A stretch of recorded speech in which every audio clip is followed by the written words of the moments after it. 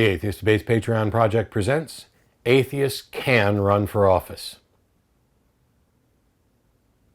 So first of all, my apologies to people outside the United States because this one's going to primarily focus on atheists in the United States. Although given the current political climate, I think many of you might be glad that I made this video. I'm also going to keep it as short, concise, and complete as I can. For years, I keep hearing from atheists, I can't run for office. My state constitution prohibits atheists from running for office. And I offer this rebuttal. And then I hear it again and again and again and again. So I'm going to make this video so that people can hopefully point to this video to explain this situation so that atheists know that they can, in fact, run for office. So first of all, where does this come from? Well, there are some state constitutions. There are 50 states in the United States. The federal constitution for the United States is the granddaddy document and everything else falls underneath it. There are state constitutions that prohibit people from running for public office if they don't have a belief in God. For example, Texas state constitution says that no religious test shall ever be required as a qualification for any office or public trust in this state, nor shall anyone be excluded from holding office on account of his religious sentiments, provided he acknowledges the existence of a supreme being. So this was Texas basically saying, yes, we're aware of what the United States Constitution says, and so we're not going to have a religious test other than this particular religious test, because the belief in the existence of a supreme being does count as a religious test. The United States Constitution in Article 6, Section 3 says that there shall be no religious test for any public office or trust. Period. That's it. So the United States Constitution does not allow us as a government to establish religious criteria which would disqualify someone from holding a job. Yet Texas state constitution and many others, including Maryland, for the case I'm getting ready to talk about, prohibit atheists from holding office. Basically, you can have whatever religion you want, but if you don't buy into a God, you're done. Well, in 1961, there was a Supreme Court case, Torcaso v. Watkins, and this settled the issue, or should have. Roy Torcaso was appointed as a notary public by the governor of Maryland. And Maryland's constitution had a requirement that in order for a person to hold a public office or trust in Maryland, they had to actually believe in a God. They had to make a declaration of faith in a supreme being, essentially very similar to the Texas state constitution. And Roy refused to make this statement. He was an atheist. So Roy Torcaso was removed from that position, or he had his appointment revoked, and he sued because he felt that his constitutional rights were being violated, and he was correct. Now, the Supreme Court, or the Circuit Court in Maryland, rejected his claim, and their argument was essentially, well, yeah, we can't force you to believe in a God, which is the way that the Establishment Clause had been interpreted, but nobody's forcing you to hold office. Essentially, the state's not saying, hey, you got to believe in God. They're just saying, you don't have to believe in God. They're just saying you can't have this office if you don't believe in God, and you're not compelled to hold office at all. He appealed that decision from the Circuit Court. It went to the Supreme Court and the United States. And the United States Supreme Court ruled unanimously in favor of Torcaso. Judge Black basically said, look, this is pretty straightforward. If we're going to have this thing that says no religious test will ever be required for any public office or trust, then you can't say you can't hold this public office unless you have this religious belief. It should have been plain.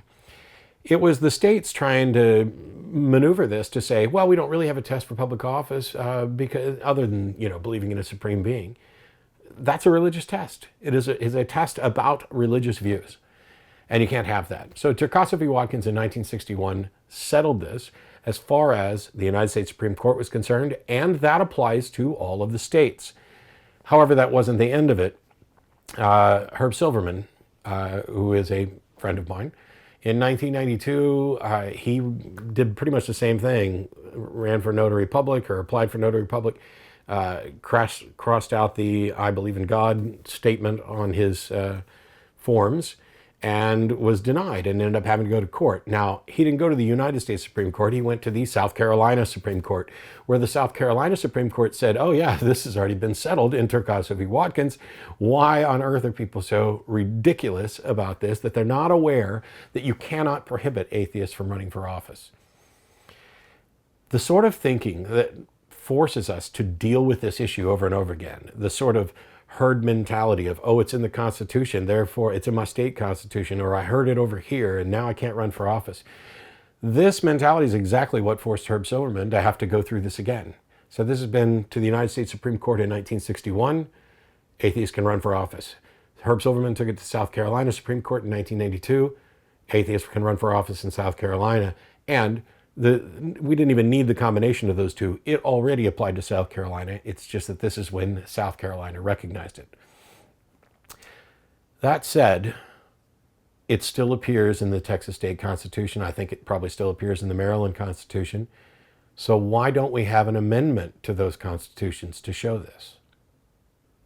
Well, the short answer for why we don't have an amendment is that none is needed. The Supreme Court ruling already establishes that, and the 14th Amendment extends this down to the states. We don't need a constitutional amendment. The second reason we don't need a constitutional amendment is that it's very difficult to do. If you decided to go to Texas and say, hey, we want to amend the Constitution so that there's no religious tests at all, do you think it would pass? Why would we spend time and money on attempting to change language in the Constitution that has already been made irrelevant by the United States Constitution and the Supreme Court decision from 1961? Until something changes, that's null and void. And by the way, it'll stay there forever until Texas writes a new constitution. All it will do is we'll have the thing that says, hey, you got to say you believe in a supreme being. Oh, and there's an amendment that says what this says doesn't matter. We don't need that amendment because the Supreme Court ruling has already established this and applies to all the states. It really irritates states' rights advocates that this is the case, but it is. The United States Supreme Court, or the United States Constitution, trumps your state constitution, period. Which is why Texas can have a prohibition against same-sex couples as an amendment that was passed to its constitution, and yet it is invalid because the Obergefell decision. So now that's not even relevant. You're unlikely to actually get an amendment passed. You can run for office as an atheist in the United States. And if you are qualified, I encourage you to run for office. But don't expect people to vote merely because you're an atheist. If I'm choosing who I'm going to vote for, I'm not going to vote for the atheist merely because there is an atheist. I've known too many atheists. What I mean is, I'm going to vote based on the issues, and not all atheists agree. And so if I find somebody who's running for office as an atheist and we don't agree on issues, I'm likely to vote for somebody else. That said, given similar positions, I might also vote for the atheist. It would be nice to see secular representation throughout our government. You can run. And don't just run for president or senate. You can run for state legislature. You can run for city council. You can run for state board of education. You can run for your local school board. All of these things are where real work gets done, where decisions get made. How many times have you heard us complain about what the state board of education did or what some school board is doing?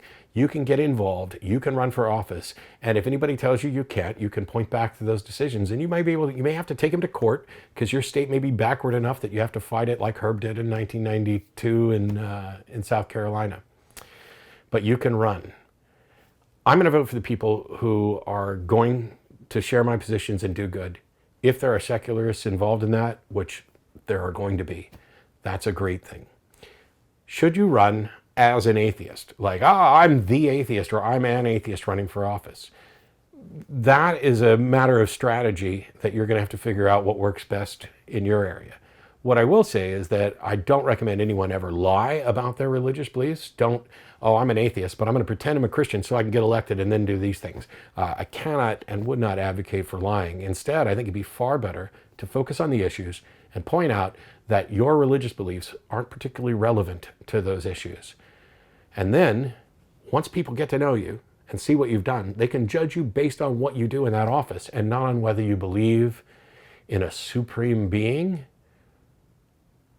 at all.